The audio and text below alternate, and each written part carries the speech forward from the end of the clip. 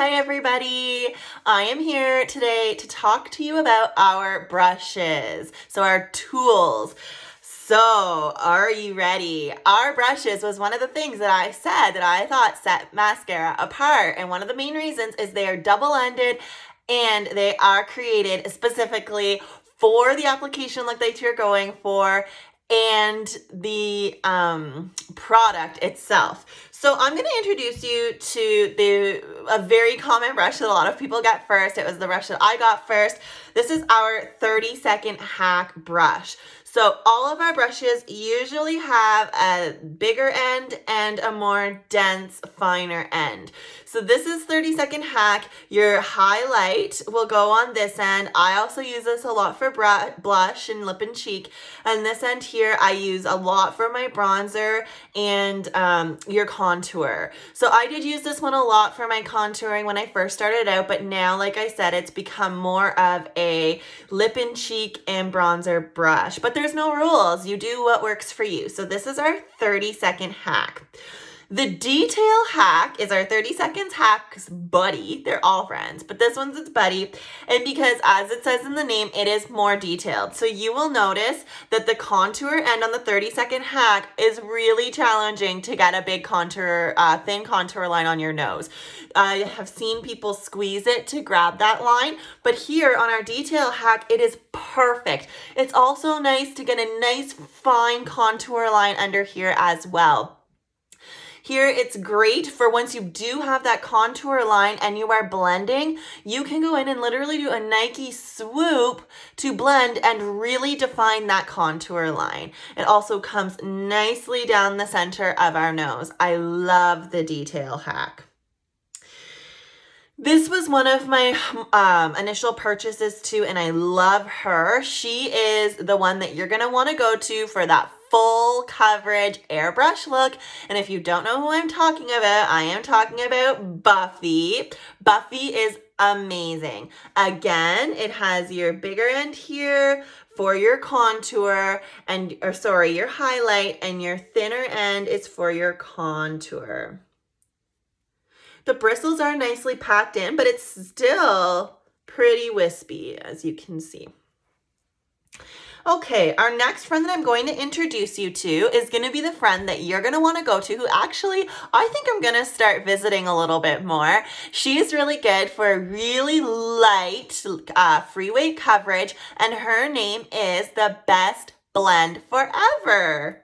And so you'll see, compared to Buffy, she is very fluffy and not as densely packed. And I actually used her today. So to give you an example of the finished look that you would get.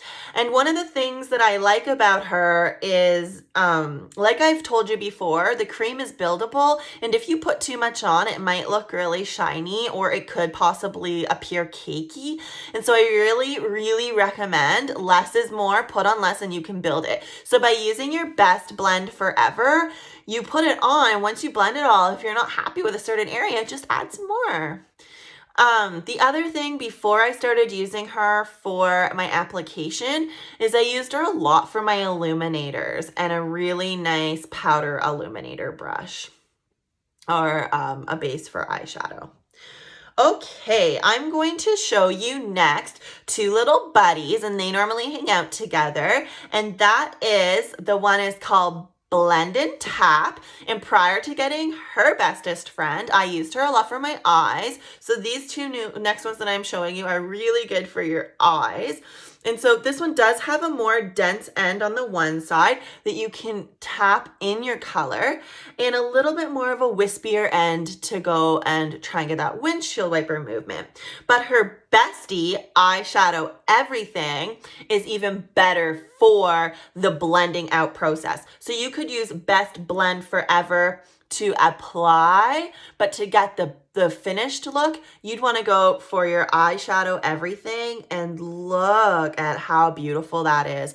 So a very dense end for application here on the other side to pin it in, and then you literally just go in with a windshield wiper motion and blend her out. So if you're looking for the best brushes for your eyes, I highly recommend eyeshadow everything, and best blend forever. The next brush that I'm going to introduce you to is our Hotline Brush. And this brush I use to brush out my brows, line them, fill them in. I have used Hotline for eyeliner, and I use Hotline to line my lips. If you do not have this next brush, you are going to want to get it on your list. She is everybody's friend because she helps out in every area of your application, and her name is Miss Multitasker. And if you ever do any of my parties, usually the bingo card that I do in parties, sometimes you have an opportunity to win her. So it could be a good way to get her. Anyways, Multitasker has two sides, this thin, denser side here that I have used again for eyelining and for getting into some really thin areas in my eyes. I've used her to help put on those glitter to eyeline, the glitter eyeshadows. And also the side is amazing. She is so versatile. You can use her for your lips. I've used her to put my illuminator on my Cupid's bow. I've used her to put my illuminator on the corners of my eyes. She can be used for any application part. This really thin part here I've used for spot fixing for any blemishes prior to application. Such a wonderful tool to have in your toolbox of brushes. The last brush that I'm going to introduce to you today is our powder brush.